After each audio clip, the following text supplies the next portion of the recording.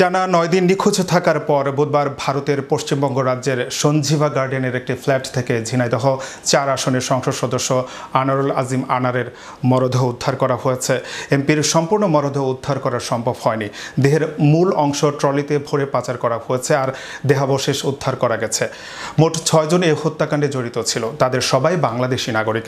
এমপিকে হত্যার পর 5 জন দেশে ফিরে আসে এবং একজন এখনও ভারতে অবস্থান করছে।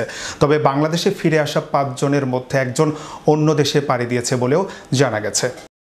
Make your next gathering extraordinary with RC Catering.